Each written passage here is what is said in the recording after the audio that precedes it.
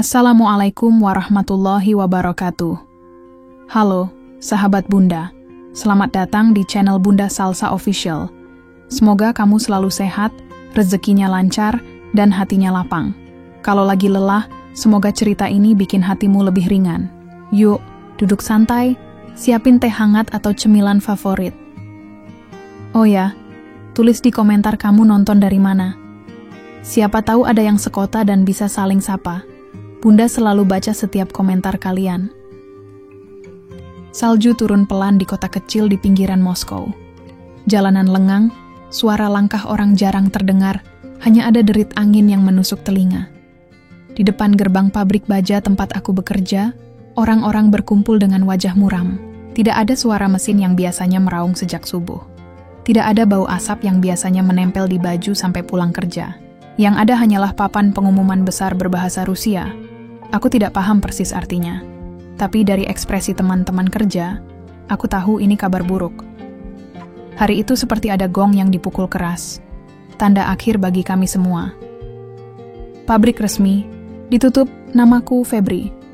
Aku pemuda dari Jawa Tengah, perantauan yang nekat jadi TKI di Rusia.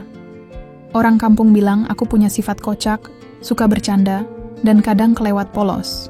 Katanya itu hal yang bikin orang gampang dekat sama aku. Tapi di balik itu, aku juga sering dibilang kurang serius mikirin masa depan.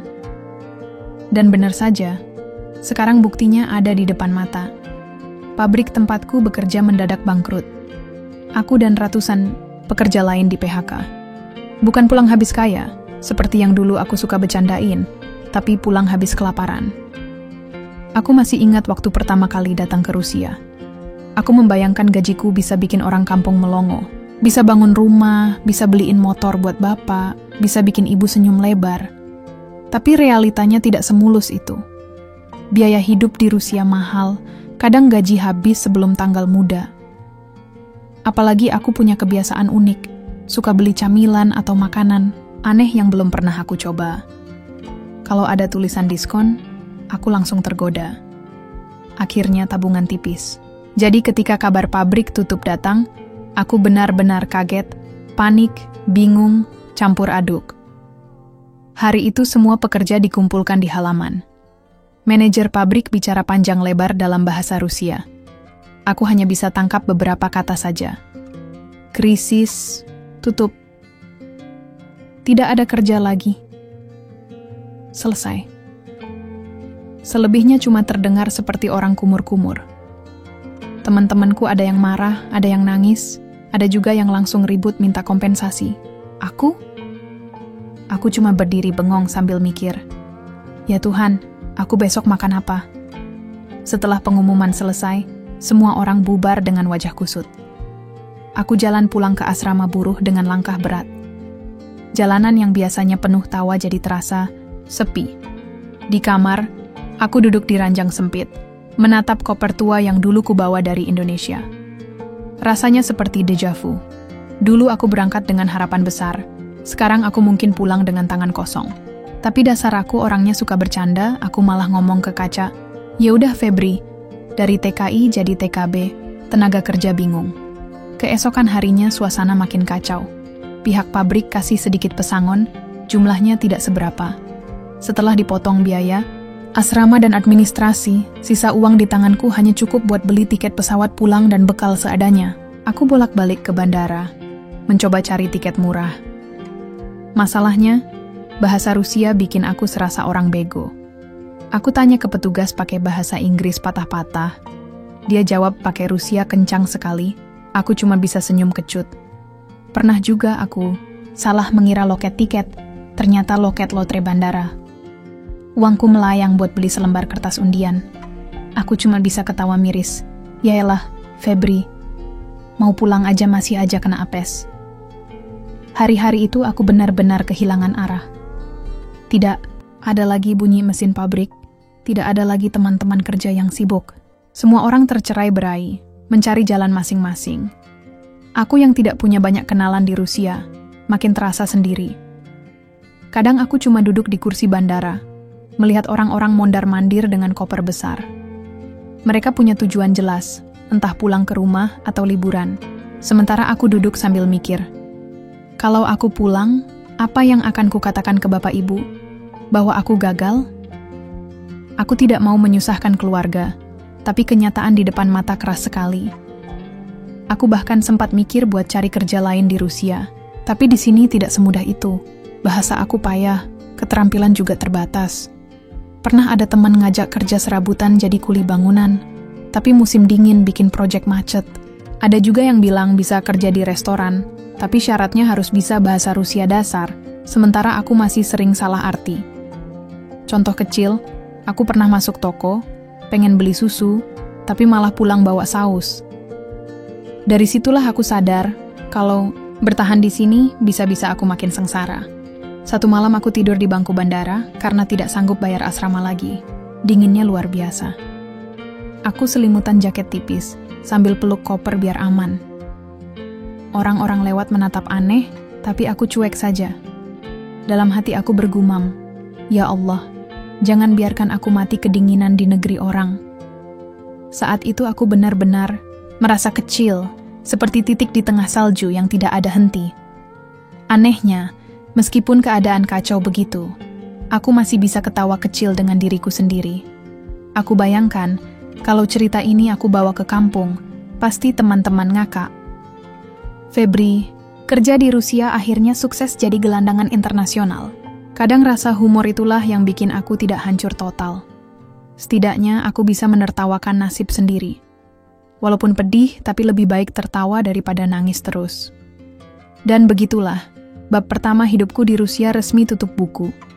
Dari seorang buruh pabrik yang tiap hari dengar suara mesin, kini aku jadi pengangguran yang dengar suara pengumuman bandara. Aku tidak tahu ke depan akan seperti apa. Tapi aku yakin, Tuhan pasti punya rencana aneh untukku.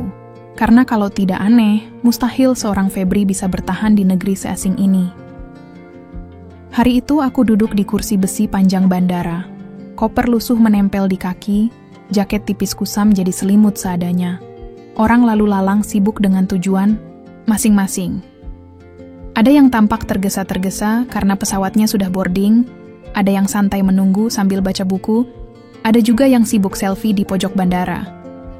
Sementara aku duduk bengong seperti patung, bingung harus kemana. Uang di dompet hanya tinggal lembaran ratusan ribu rupiah yang sudah aku tukar. Nilainya kecil sekali di sini. Kalau aku salah langkah sedikit saja, bisa habis sebelum sempat beli tiket pulang. Bandara itu tempat paling ribut sekaligus paling sepi di dunia. Ribut karena suara pengumuman tak berhenti.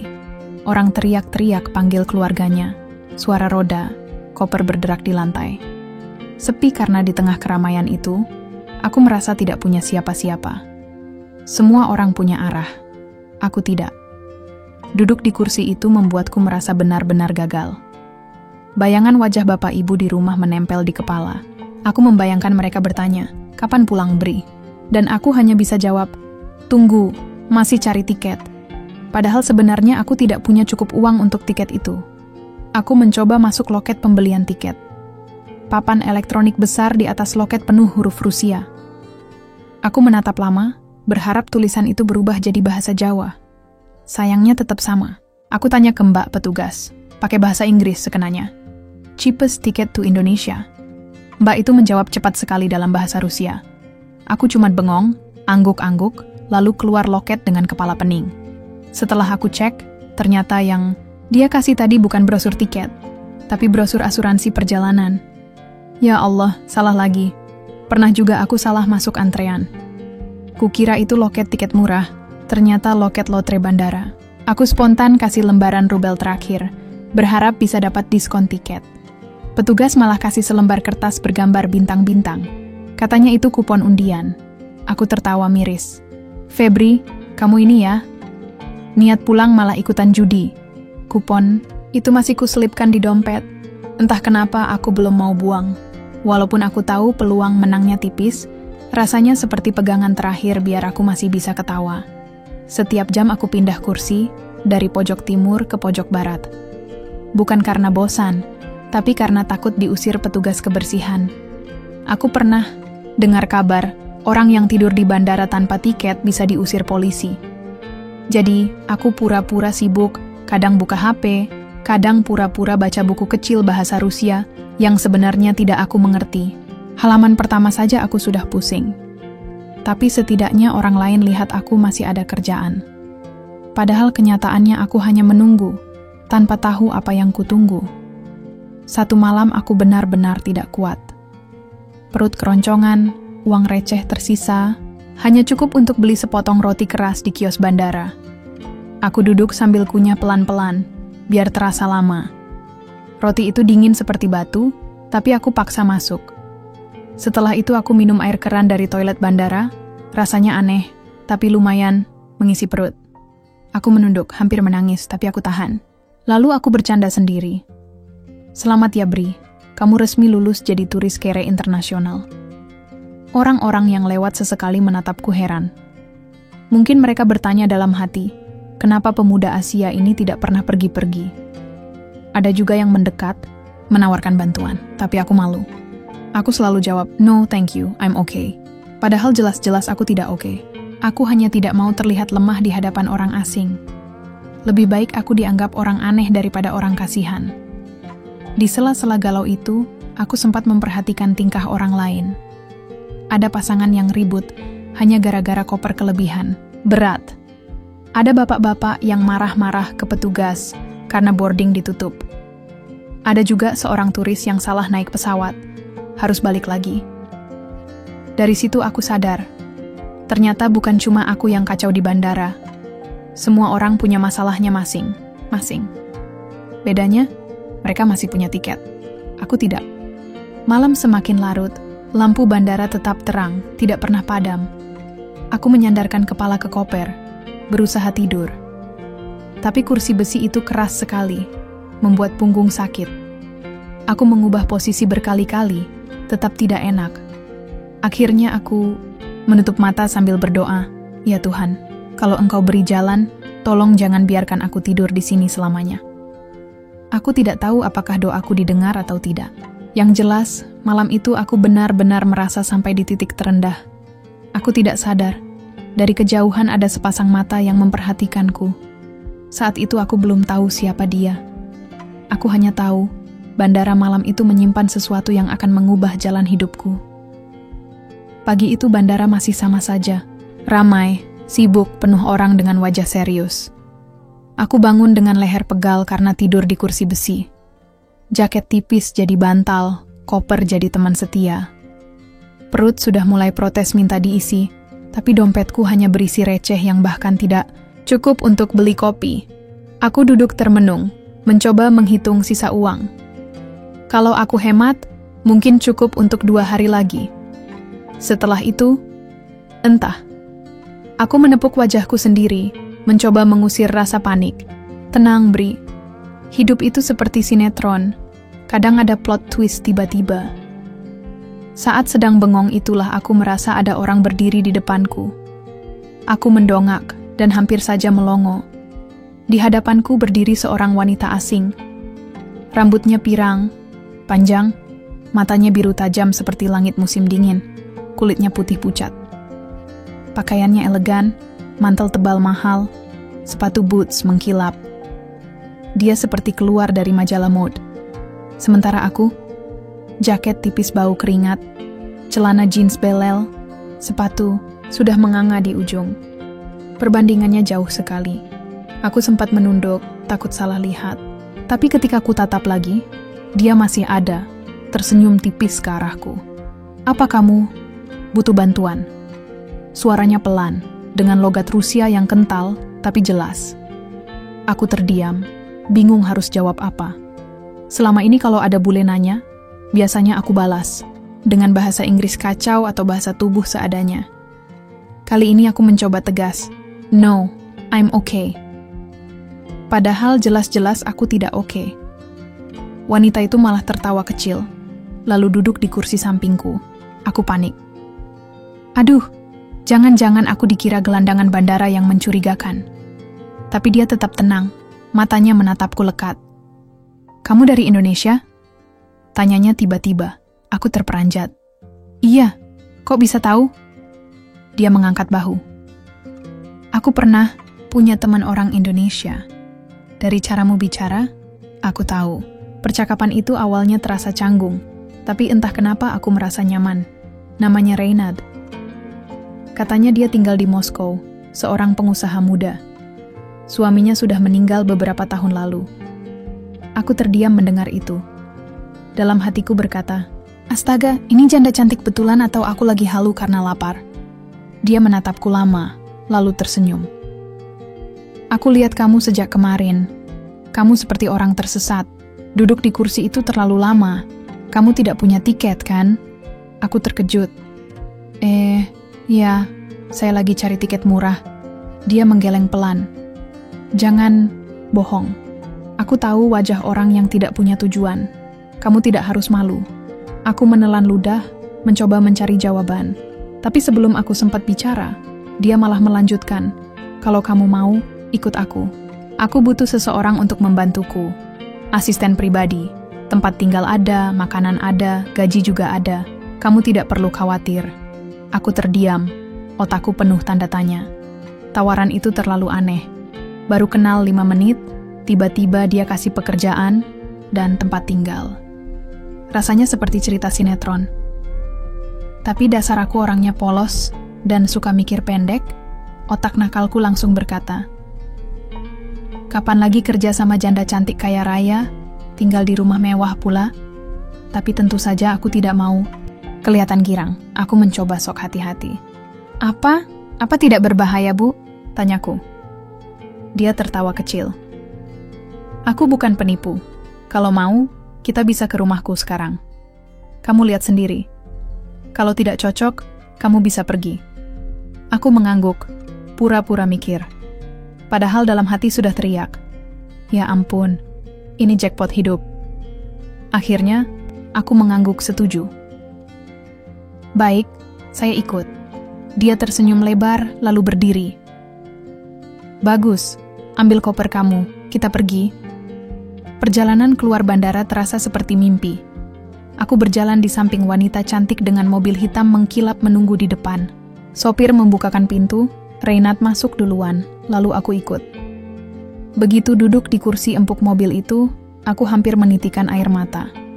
Setelah berhari-hari tidur di kursi besi dingin, sekarang aku duduk di mobil mewah dengan aroma parfum mahal. Rasanya, dunia ini benar-benar penuh kejutan. Dalam perjalanan, aku masih belum percaya. Aku melirik Reynad diam-diam. Dari dekat, dia bahkan lebih cantik. Senyum tipisnya, cara dia memandang keluar jendela, semua tampak elegan.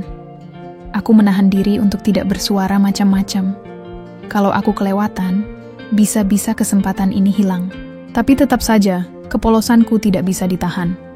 Aku nyeletuk, Bu, Mbak, apa benar butuh asisten pribadi? Saya ini biasanya cuma angkat besi di pabrik, takutnya salah kaprah. Dia menoleh, lalu tertawa.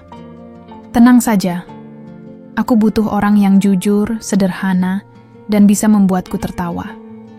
Aku rasa kamu cocok. Aku tertegun. Baru kali ini ada orang memuji aku seperti itu. Selama ini orang bilang aku polos kebangetan. Suka, bercanda tidak kenal waktu. Tapi di mata Reynad, itu justru kelebihan. Rasanya hatiku menghangat, seperti menemukan cahaya kecil di musim dingin Rusia yang membeku. Malam itu, saat mobil melaju meninggalkan bandara, aku sadar satu hal. Hidupku yang kacau, tidur di kursi besi, lapar kelaparan, bisa berubah total hanya karena pertemuan singkat dengan seorang janda misterius. Mobil hitam itu berhenti di depan gerbang tinggi dengan pagar besi yang begitu kokoh. Lampu di kiri, kanan jalan masuk menyala hangat, menembus kabut tipis malam. Aku melongo. Seumur hidup, aku belum pernah lihat rumah sebesar ini, apalagi dari jarak dekat. Kalau di kampung, rumah sebesar ini mungkin sudah dianggap balai desa. Pagar besi terbuka perlahan, sopir membawa kami masuk melewati jalan setapak yang diapit pohon pinus tinggi menjulang. Salju tipis menutupi tanah, membuat suasana seperti film-film yang pernah kulihat di televisi. Rumah Reynad berdiri megah, 3 lantai, dindingnya putih bersih dengan jendela kaca besar, atapnya runcing. Ada balkon di setiap lantai. Aku sampai bengong tidak berkedip. Dari luar saja sudah bikin ciut. Aku buru-buru melirik jaket tipisku yang bau apek, celana jeans belel, dan sepatu jebol di ujung. Rasanya seperti maling ayam yang tiba-tiba masuk ke istana raja. Aku bahkan sempat ragu. Apa benar aku boleh masuk ke tempat begini? Sopir membuka pintu mobil. Reynad keluar duluan dengan langkah anggun. Aku menyusul dengan kikuk, menarik koper lusuhku yang rodanya macet. Begitu masuk ke halaman depan, pintu utama, rumah terbuka. 2 orang pekerja rumah menyambut dengan sopan. Aku makin grogi. Ya Allah, ini rumah apa hotel bintang 5, pikirku. Begitu masuk ke dalam, mataku langsung disambut pemandangan luar biasa. Ruang tamu luas dengan lampu kristal menggantung di langit-langit tinggi. Lantainya marmer putih mengkilap, dinding dihiasi lukisan besar dengan bingkai emas. Di sudut ada grand piano hitam mengkilap. Sofa empuk berjajar rapi. Aku nyaris salah langkah karena terlalu sibuk memandang sekeliling. Hampir saja kepleset di lantai licin. Untung sempat kutahan dengan koper. Kalau tidak, bisa malu besar di hadapan janda cantik itu. "Apa kamu suka rumah ini?" tanya Reynad sambil tersenyum melihat ekspresiku. Aku buru-buru mengangguk. "Suka sekali. Rumahnya lebih besar daripada kantor kecamatan kampung saya." Reynad tertawa kecil mendengar jawabanku. Suaranya membuat suasana jadi hangat, padahal udara di luar sedang membeku. Dia mengajakku berkeliling rumah.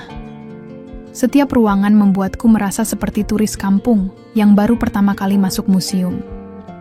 Ada ruang makan dengan meja panjang, kursi, berlapis kain mahal. Ada dapur besar dengan kompor modern, kulkas 2 pintu penuh makanan. Ada ruang kerja dengan rak buku setinggi langit-langit. Bahkan kamar mandi pun mewah, bathtubnya besar seperti kolam renang mini. Aku menelan ludah, mencoba tetap tenang, padahal dalam hati aku ingin teriak. "Astaga Febri, kamu benar-benar masuk ke dunia lain." Reynad kemudian menunjukkan kamar yang disiapkan untukku. Tempat tidurnya empuk, spray putih bersih, ada lemari besar, bahkan televisi datar menempel di dinding. Aku menatap kamar itu lama, tidak percaya, ini milikku sekarang.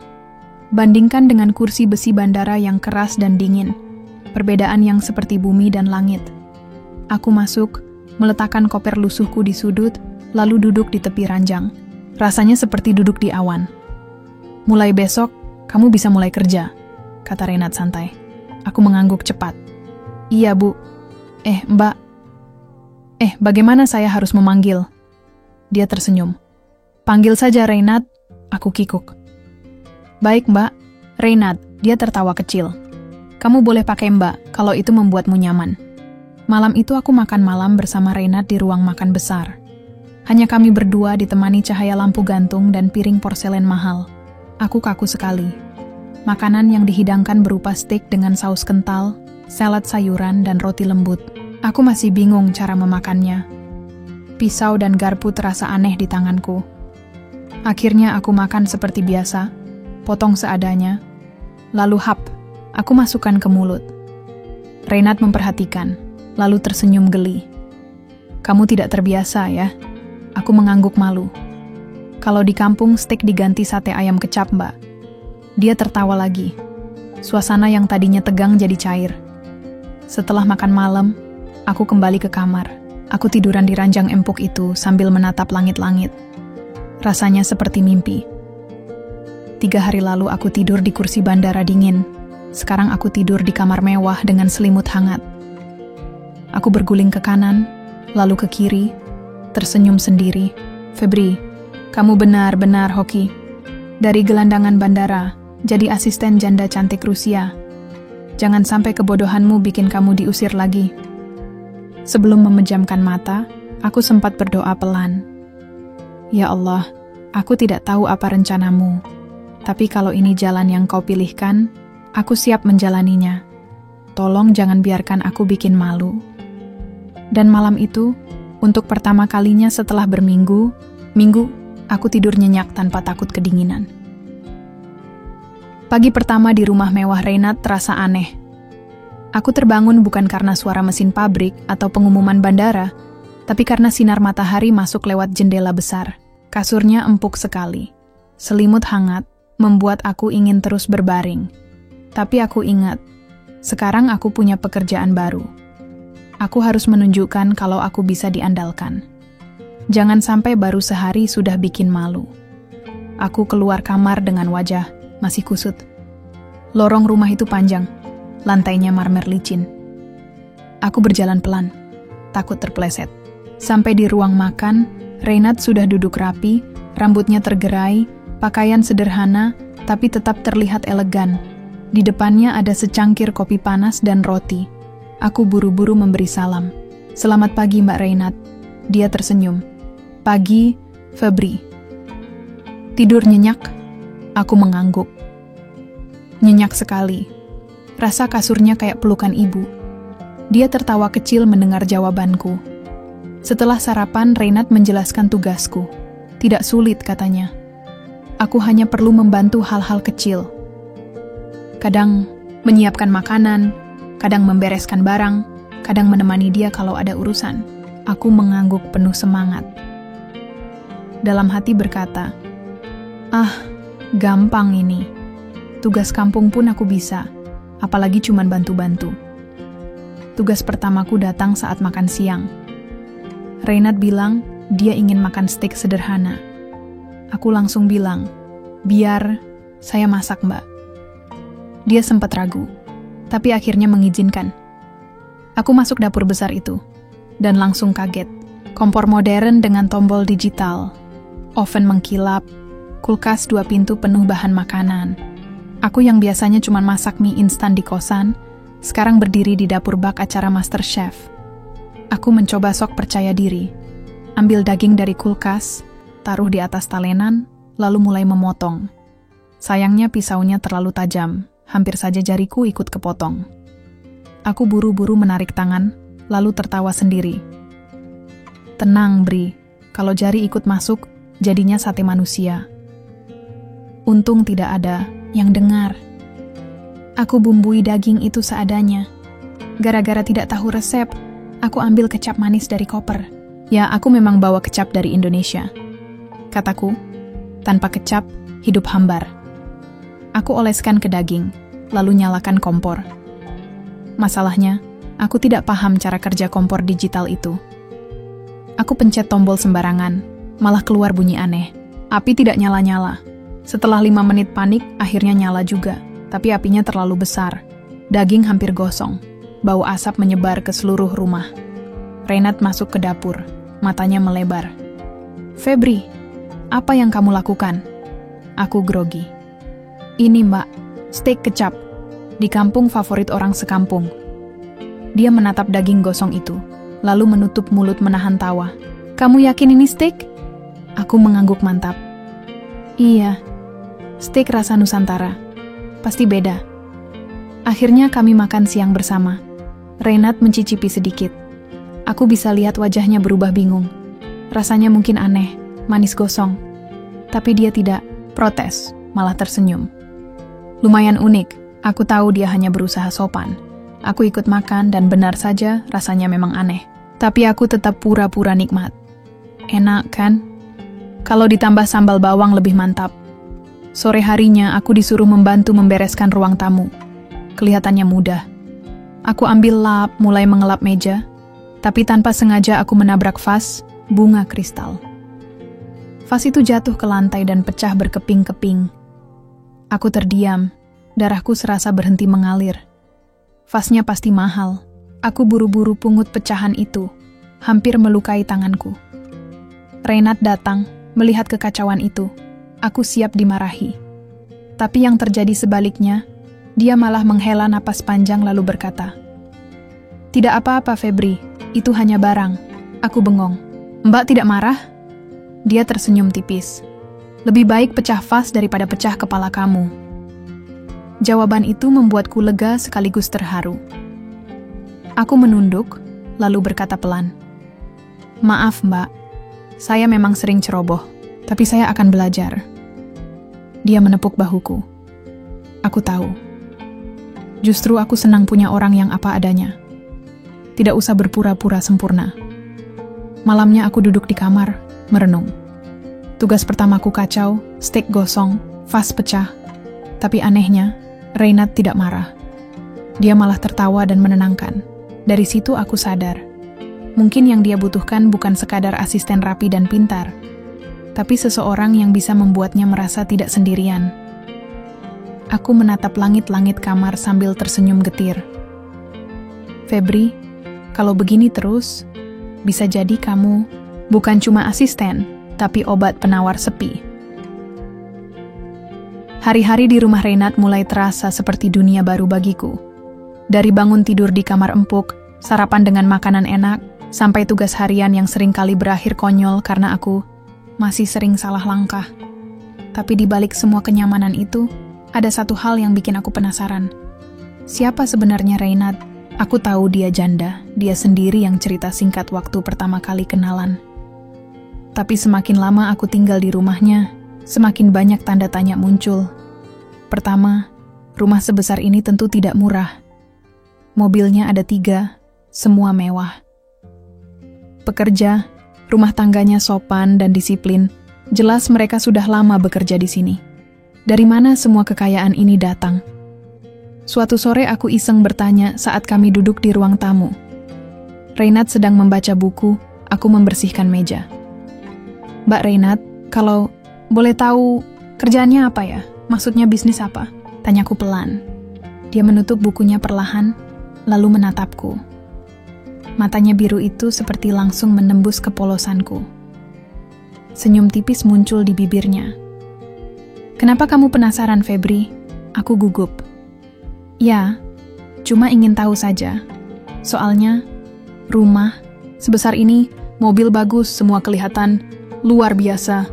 Reynard tidak langsung menjawab. Dia menatap keluar jendela beberapa detik, lalu berkata, "Suamiku dulu pengusaha besar. Setelah dia meninggal, sebagian besar bisnisnya aku yang lanjutkan. Itu sebabnya aku punya semua ini." Aku mengangguk-angguk, mencoba mencerna. Tapi pertanyaan baru muncul. Meninggalnya kenapa, Mbak? Wajah Reynard mendadak berubah. Senyum tipisnya hilang, berganti tatapan kosong. Tangannya meremas ujung sofa. Dia diam cukup lama sebelum menjawab, "Kecelakaan." Begitu saja. Aku langsung menyesal. Mungkin aku salah menyinggung. Aku buru-buru mengganti topik dengan bercandaan receh. Kalau di kampung saya ada orang jatuh dari motor, biasanya bukan kecelakaan, tapi karena ngerem pakai sandal jepit, licin. Aku tertawa sendiri, berharap dia ikut tertawa. Syukurlah Reynard tersenyum lagi, walau samar. Kamu ini memang aneh, Febri.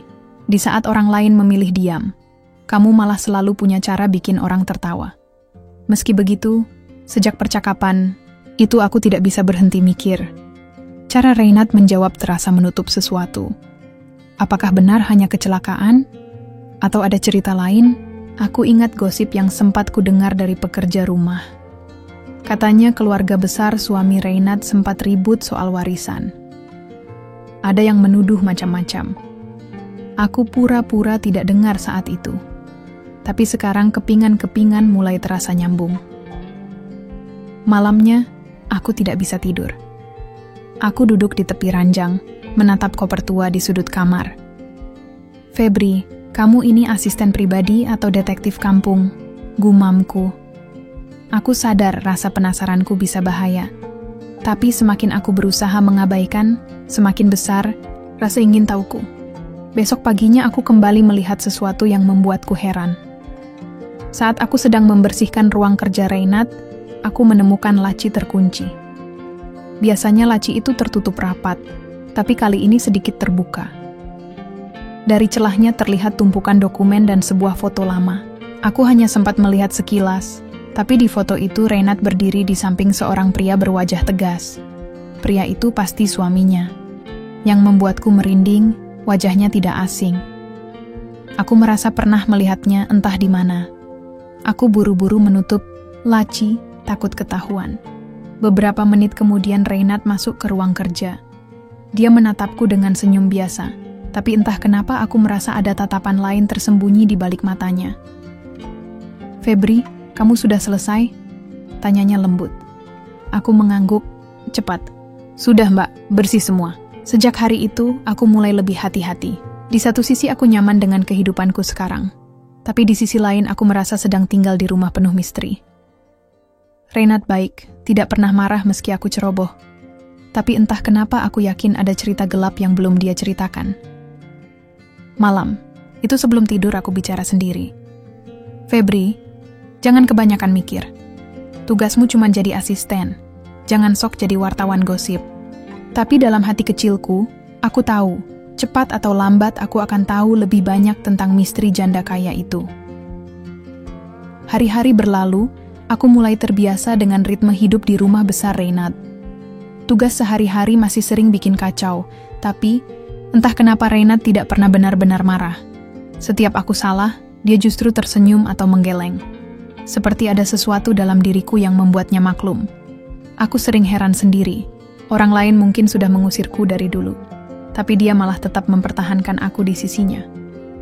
Sore itu kami duduk di ruang keluarga. Salju turun di luar, udara dingin menggigit. Di dalam rumah, api di perapian menyala hangat. Reynad duduk di sofa, wajahnya muram. Aku jarang lihat dia seperti itu. Biasanya dia terlihat kuat dan tenang. Aku coba pecahkan suasana. Mbak Reynad, tahu tidak, kalau di kampung saya ada ibu-ibu sedang arisan, gosipnya bisa lebih heboh daripada berita nasional. Aku sengaja cerita receh.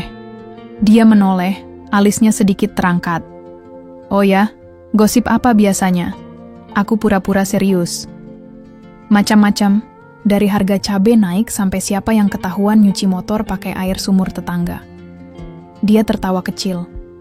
Aku senang melihat senyumnya kembali muncul. Sejak saat itu, aku makin rajin melontarkan candaan. Kadang aku sengaja bikin ekspresi wajah, konyol. Kadang aku cerita pengalaman kampung yang absurd. Semuanya berhasil membuat Reynad tertawa. Suatu malam aku iseng mengajarinya joget dangdut. Aku nyalakan musik dari HP, lalu bergoyang seadanya. Ini namanya goyang itik, Mbak. Ikutin ya. Reynad awalnya menolak, tapi akhirnya ikut gerakan kaku. Aku ngakak sampai hampir jatuh. Melihat janda kaya bergoyang itik di ruang mewah rasanya seperti mimpi aneh. Tapi aneh yang bikin bahagia. Febri, kamu benar-benar tidak bisa serius, katanya sambil terengah. Aku cengar-cengir. Kalau saya serius, nanti rumah ini tambah sepi. Biarkan saya yang bikin ribut. Di momen-momen seperti itu aku sadar sesuatu. Di balik senyum dan tawanya, Reynad menyimpan kesepian yang dalam. Kadang saat aku selesai bercanda, dia mendadak diam, tatapannya kosong ke arah api perapian. Aku tahu, ada luka di masa lalunya yang belum sembuh. Tapi paling tidak, dengan kehadiranku, ada jeda dari sepi itu. Pernah suatu malam dia bercerita, sejak suamiku meninggal, rumah ini hening sekali. Pekerja rumah semua sibuk dengan tugas masing-masing, tapi tetap saja sunyi. Kalau kamu tidak ada, mungkin aku hanya akan duduk sendirian. Aku terdiam, tidak tahu harus menjawab apa. Jadi aku pakai caraku sendiri. Kalau begitu, saya akan bikin rumah ini seperti kampung saya. Riuh, penuh suara ayam, dan tetangga suka numpang lewat.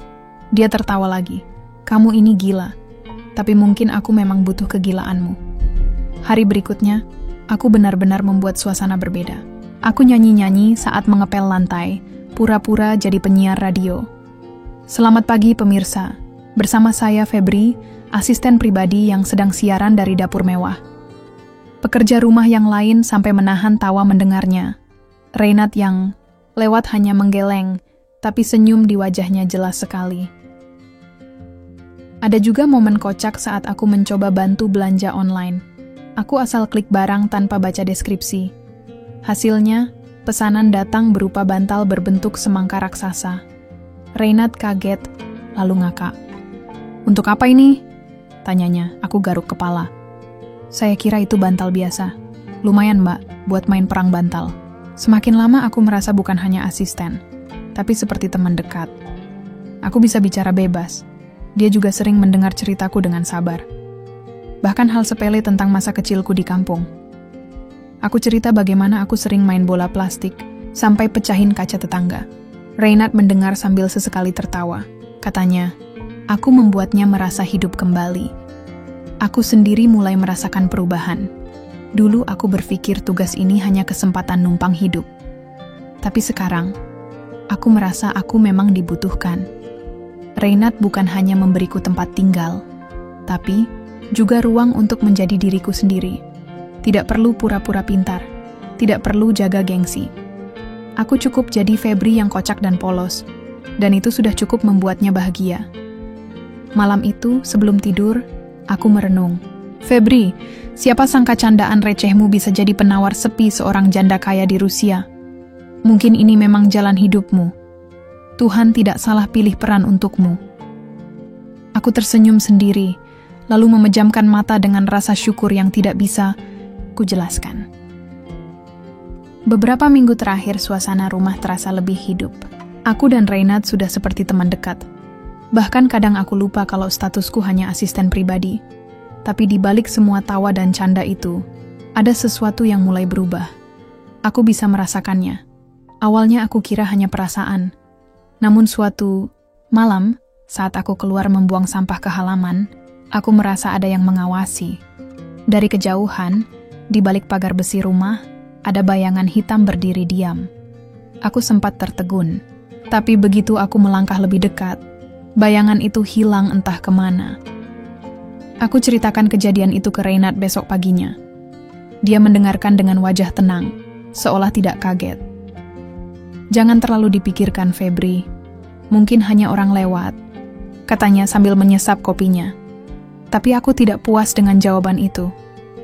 Mbak, saya yakin itu orang. Dia diam, tidak bergerak. Bukan cuma lewat. Reynard menghela napas. Kamu tidak perlu khawatir. Rumah ini aman. Jawaban itu justru membuatku makin curiga. Kenapa dia tidak terkejut? Seakan seolah sudah biasa dengan hal semacam itu. Hari-hari berikutnya, aku semakin waspada. Saat membersihkan halaman, aku sengaja memperhatikan sekitar. Beberapa kali aku memang melihat mobil asing berhenti tidak jauh dari gerbang. Mereka hanya parkir sebentar, lalu pergi begitu aku menatap. Perasaan tidak enak makin kuat.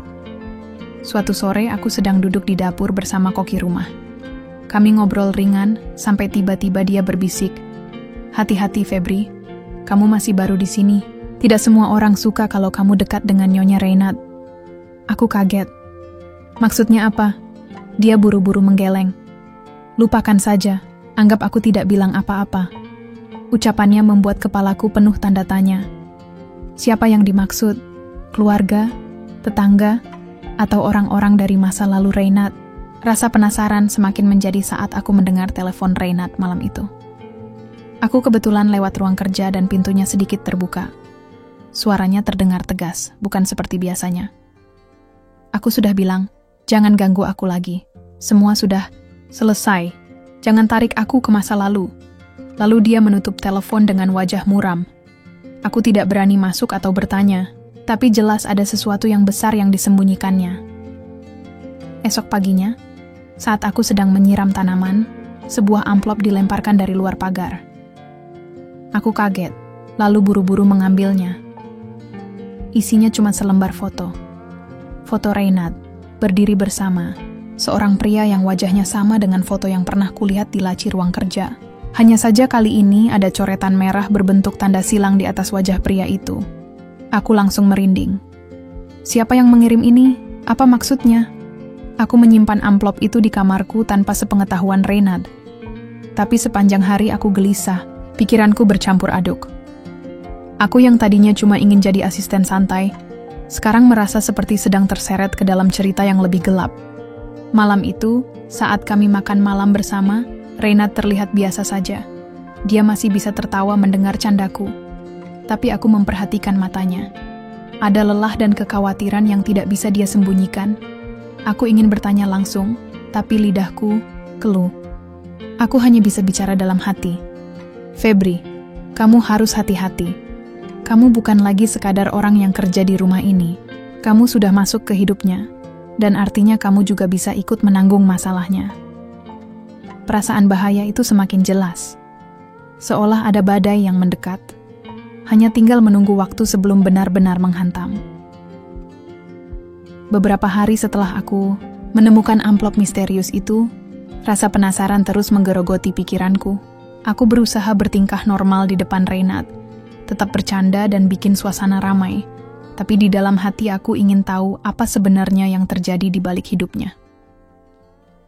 Pagi itu aku memberanikan diri masuk ke ruang kerja ketika Reynad pergi keluar sebentar.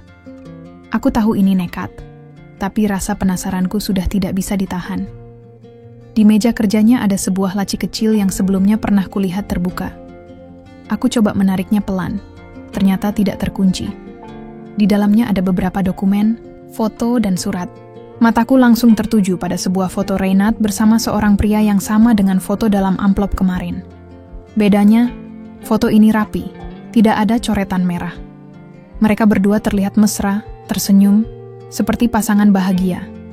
Aku membolak-balik dokumen lain dan menemukan akta kematian.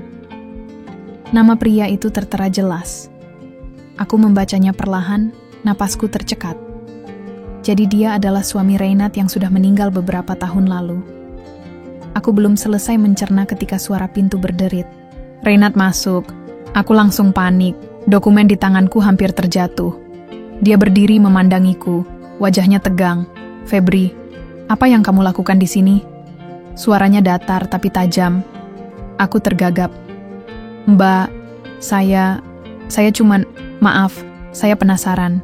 Saya tidak bermaksud macam-macam." Dia menutup pintu, mendekat perlahan. Aku merasa tubuhku mengecil. "Kamu tidak seharusnya melihat itu," katanya pelan. Aku menunduk, merasa bersalah. Saya cuma ingin tahu kenapa ada orang mencurigakan di luar rumah. Kenapa ada ancaman? Saya tidak bisa diam saja, Mbak. Saya kerja di sini, dan saya peduli dengan keselamatan Mbak. Dia menatapku lama sekali, sampai akhirnya menghela napas. "Baiklah, mungkin sudah saatnya kamu tahu." Kami duduk di sofa. Reynad mulai bercerita. Suaminya dulu adalah pengusaha yang cukup berpengaruh di Rusia. Tapi ternyata bisnisnya tidak bersih. Ada banyak musuh, termasuk orang-orang yang merasa dirugikan. Setelah suaminya meninggal karena kecelakaan mobil, Reynad mewarisi harta dan rumah besar ini. Namun bersamaan dengan itu, dia juga mewarisi masalah dan dendam dari musuh-musuh lama. Mereka pikir aku tahu rahasia bisnis suamiku. Padahal aku tidak tahu apa-apa. Mereka mengintimidasi, mengirim ancaman, berharap aku menyerahkan sesuatu. Tapi aku bahkan tidak mengerti apa yang mereka cari, ucap Reynad dengan suara berat. Aku terdiam. Tiba-tiba semua masuk akal. Bayangan hitam di depan pagar, mobil asing, bahkan amplop dengan foto itu. Semua memang ancaman yang ditujukan pada Reynad. Aku mencoba menenangkan suasana dengan gaya khasku. "Mbak, kalau mereka cari saya, pasti langsung pulang dengan kecewa. Rahasia saya cuma satu. Kalau makan Indomie harus 2 bungkus biar kenyang." Reynad sempat menatapku heran, lalu tersenyum tipis. "Kamu ini?" Bahkan di saat serius pun masih bisa bercanda. Aku mengangkat bahu. "Kalau tidak bercanda, saya bisa stres, Mbak. Lagian saya tidak mau lihat Mbak sedih terus." Malam itu, setelah semua pekerja pulang ke kamar masing-masing, aku duduk sendirian di teras. Aku memikirkan cerita Reynad. Aku sadar sekarang aku bukan hanya bekerja untuk sekadar hidup nyaman. Aku sudah masuk ke lingkaran masalah besar. Masalah yang mungkin bisa membahayakan nyawaku juga. Tapi anehnya, aku tidak ingin pergi. Ada bagian dari diriku yang merasa harus bertahan di sini.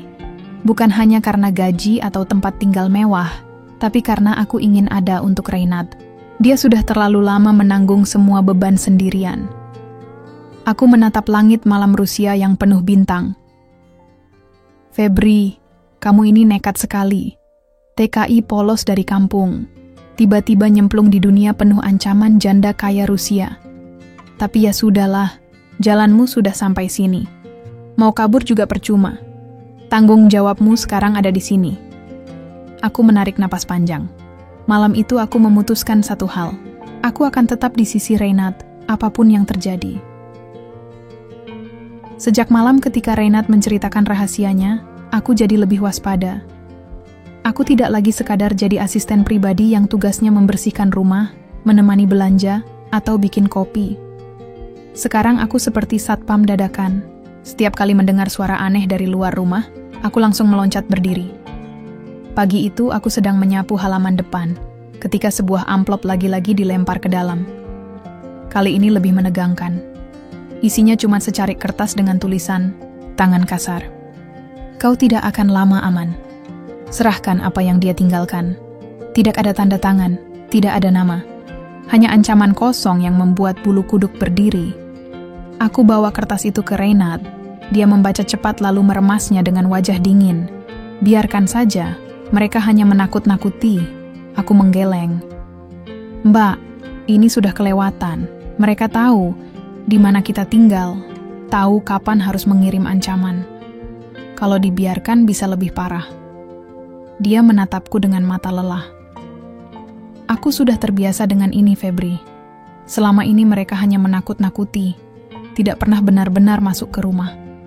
Aku tidak puas dengan jawabannya. Justru karena itu mereka semakin berani. Kalau suatu hari mereka nekat masuk, kita tidak siap apa-apa. Sejak saat itu aku memutuskan untuk membuat langkah kecil sendiri. Aku belajar cara mengunci pintu lebih rapat, mengecek kamera CCTV rumah, bahkan mengatur jadwal ronda kecil-kecil dengan tukang kebun. Mereka mungkin menganggapku lebay, tapi aku tidak peduli. Satu malam, ketika aku sedang duduk di ruang tamu sambil nonton televisi, tiba-tiba listrik rumah padam. Semua gelap gulita. Aku langsung merinding. Suara langkah kaki terdengar dari luar jendela. Aku buru-buru mengambil senter dari meja. Siapa di luar? Teriakku dengan suara setengah panik. Tidak ada jawaban, hanya suara ranting patah di halaman. Aku nekat keluar dengan senter. Dari jauh aku melihat bayangan orang berlari ke arah pagar, lalu memanjat dengan cepat. Begitu aku sorotkan cahaya, aku hanya melihat punggungnya. Dia sudah hilang sebelum aku sempat mengejar. Aku kembali ke dalam, napasku masih terengah. Beberapa detik kemudian listrik menyala lagi.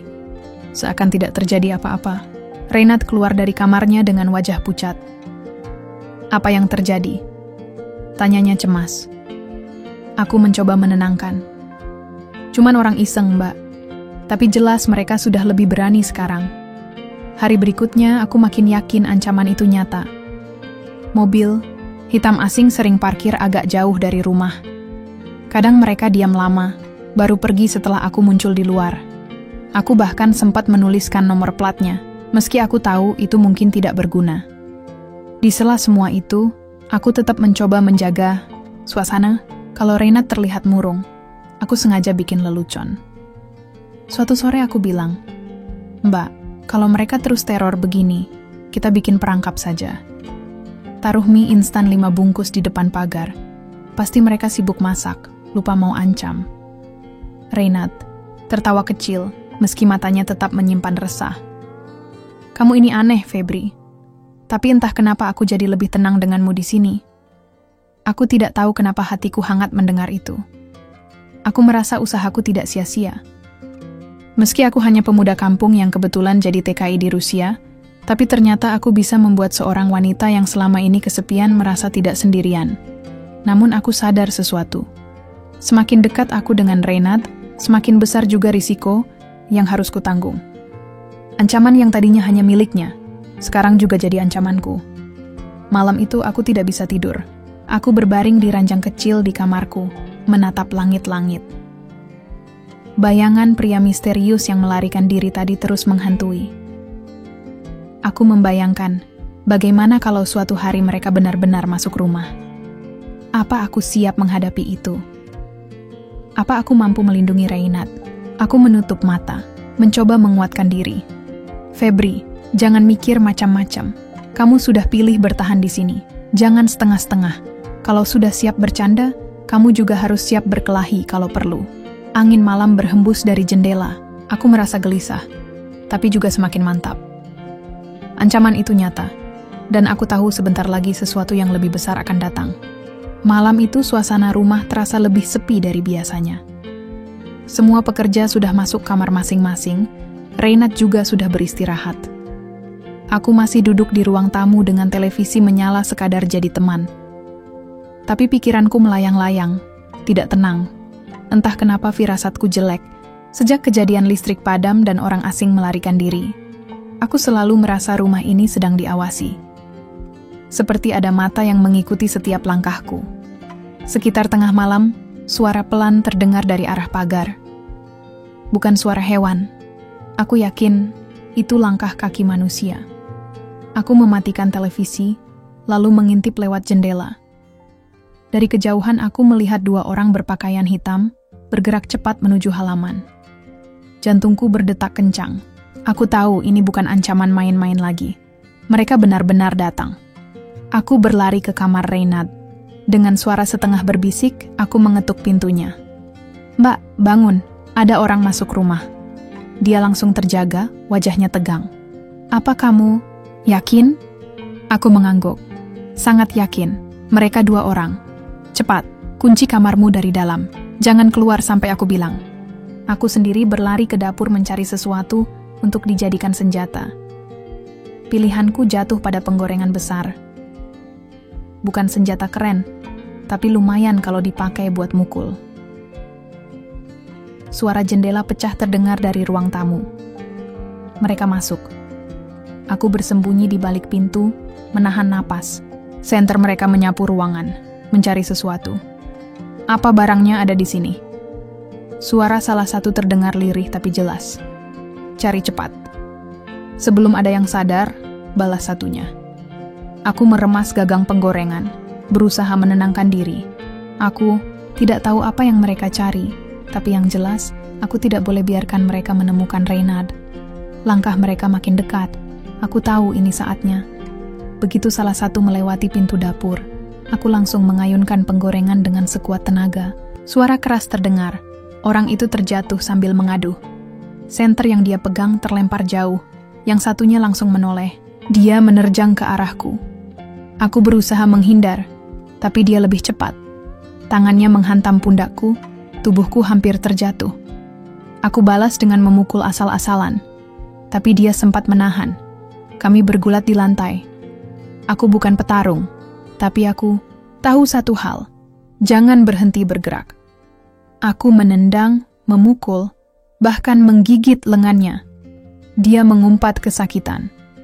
Saat itulah aku berhasil meraih penggorengan lagi dan menghantam kepalanya. Dia terhuyung mundur.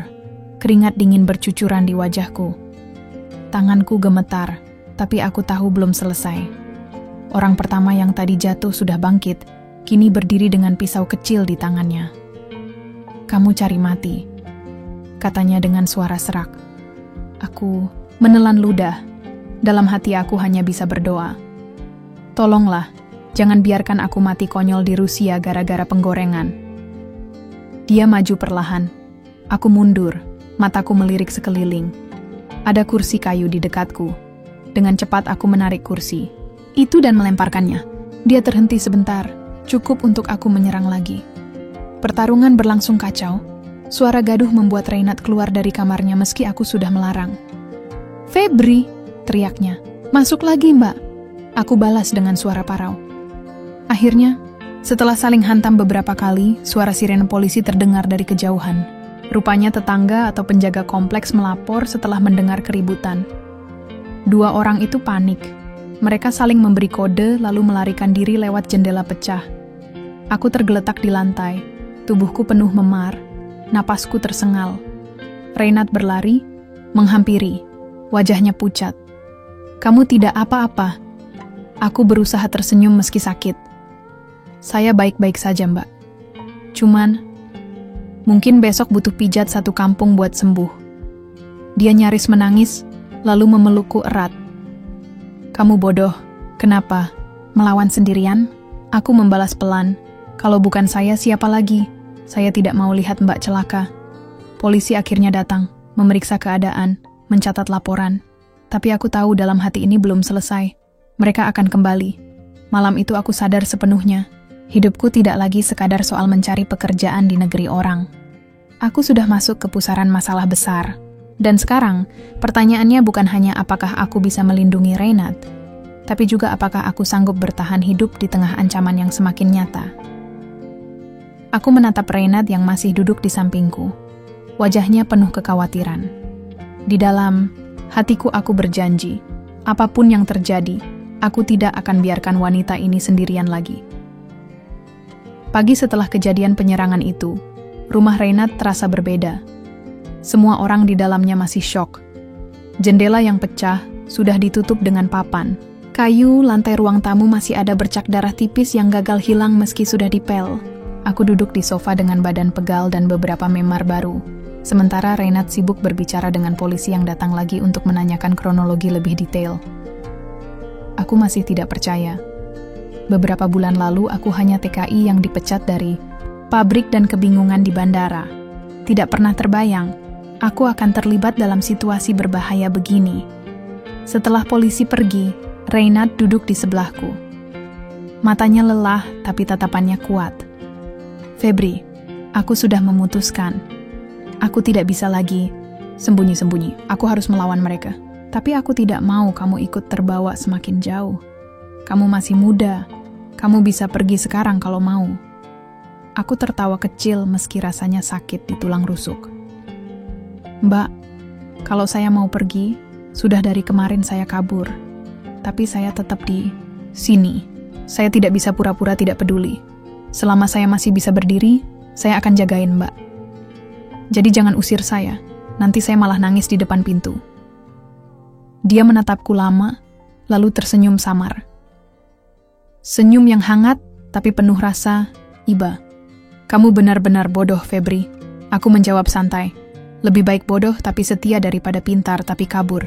Hari-hari berikutnya berjalan berat. Tapi perlahan ancaman itu mereda. Polisi menangkap 2 orang yang diduga pelaku penyerangan.